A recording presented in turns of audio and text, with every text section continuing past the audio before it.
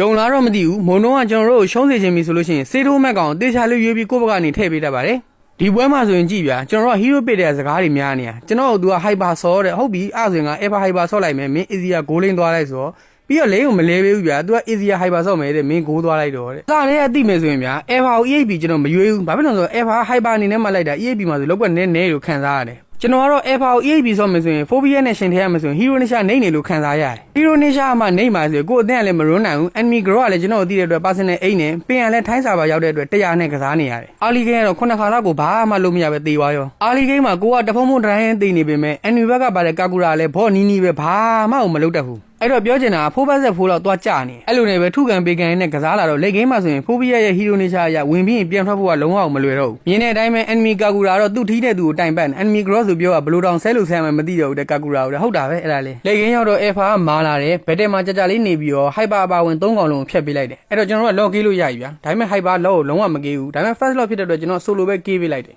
ဘက်တယ်ဆိုင်ပြီးတော့နောက်ကိုပြန်ဖက်လို့မရတဲ့ဟန်ဆိုးကိုလည်းကျွန်တော်အကျွေးကောက်လေးကောက်ပေးလိုက်တယ်ဟန်ဆိုးဟိုက်ပါနဲ့ Easier Hyper နဲ့ကတော့ဘလို့မှ Hero Nisha မမျှဘူးဒီနေရာမှာဆိုရင်ကျွန်တော်ကာကူရာကိုဖမ်းလိုက်ပေမဲ့ကာကူရာပြန်ပြီးတော့ကျွန်တော်တို့ရဲ့ Hyper ကိုပြန်ကေးသွားပါတယ်ပြန်ကင်းမှာပဲလေ Easier ရဲ့ Hero Nisha ဘလင်စပက်မပါတဲ့အတွက်ကာကူရာကတော့တွေ့ရင်တွေ့တဲ့နေရာလုံးမှာပဲဒီနေရာမှာတခုပြောချင်တာကတော့ 1vs1 တွေ့တဲ့နေရာမှာ Hero Nisha အရေးမကြီးဘူးအုံနောက်ကပဲအရေးကြီးရဆိုတဲ့ကောင်တွေကိုကျွန်တော်ပြောချင်ပါတယ်ခင်ဗျားတို့ Angela ကင်လိုက်ကျွန်တော် Curry ကင်ပဲကြိုက်ကြီးမပဲပါဘူး Hero Nisha အထိုက်လျောက်တော့အရေးကြီးပါတယ်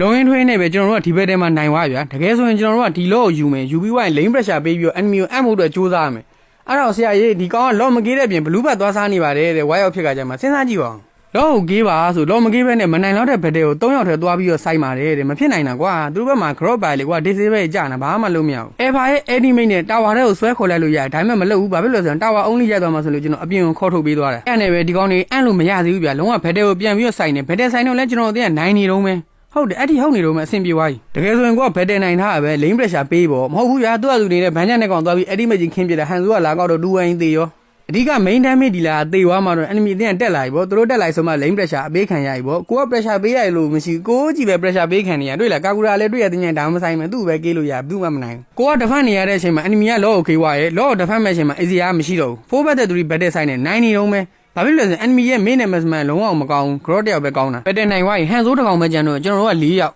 ဘာလုပ်နေလဲလိန်ရှင်းနေတယ်ပြီးရင် rubber စားတယ်တဲ့ကျေးဇူးတင်ပါတယ်လို့နော်တာဝါအုံးကြီးလာရဲလဲနိုင်နေပြီ